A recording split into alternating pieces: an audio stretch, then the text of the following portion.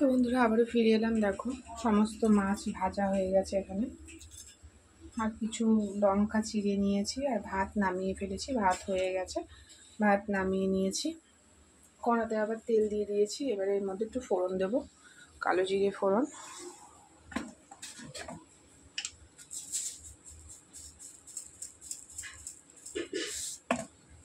দেখো কালো জিরে ফোড়ন দেব।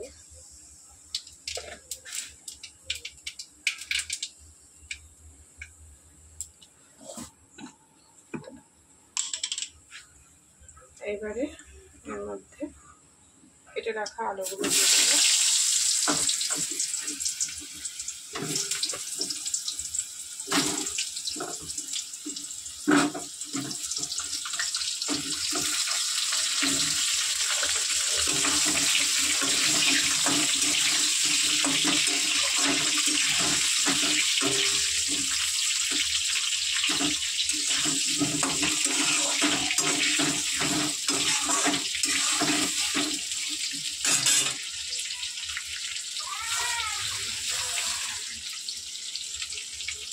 সব ভিডিও আজকে একসাথে পেয়ে যাবে, তো ওই জন্য কেটে কেটে করছি। এবারে এতে একটু নুন অ্যাড করবো,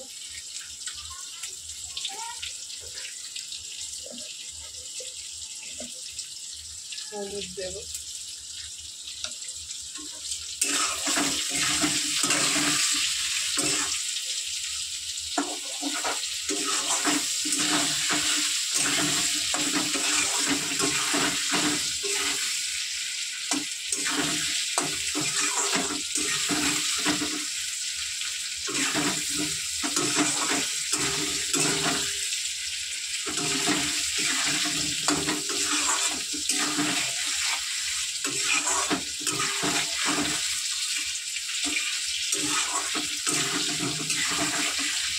এই ঝালটা কিন্তু শুধু করা যায় কিছু না দিয়ে, মানে আলু বেগুন না দিয়ে, কিন্তু আমি দিলাম কেন, তরকারিটা একটু বাড়বে, তো সেই জন্য।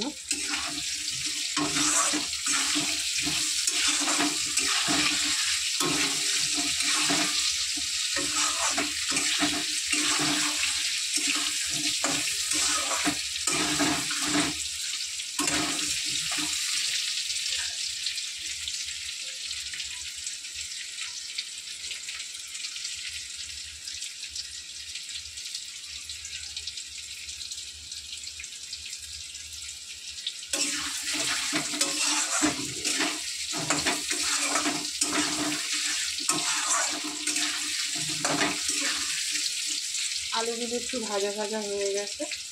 এবারে গরম করে রাখা জলটা এর মধ্যে দিয়ে দেবো। দেখো কত সুন্দর একটা তেল ঝোলের কালার এসেছে।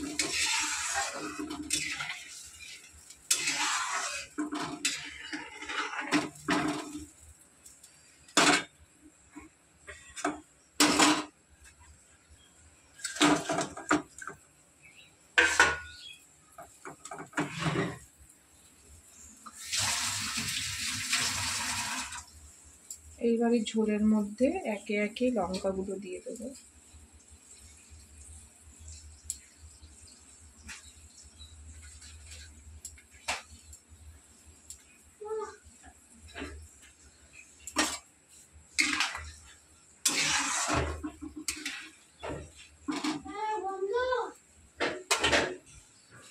ছেলে চলে এসছে আমার, সোনা বাবা, রান্না হয়ে গেছে। ছেলে যাও যাও যাও, ড্রেস চেঞ্জ করো।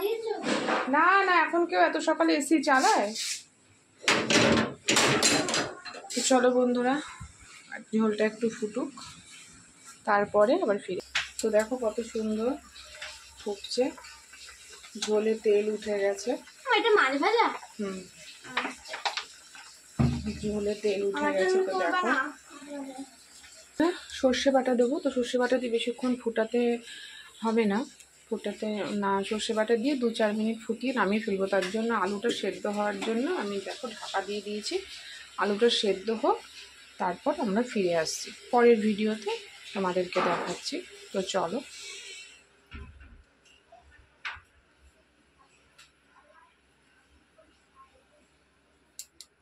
তো চলো পরের পার্টে দেখা হচ্ছে, এখনের মতন এইটুকু।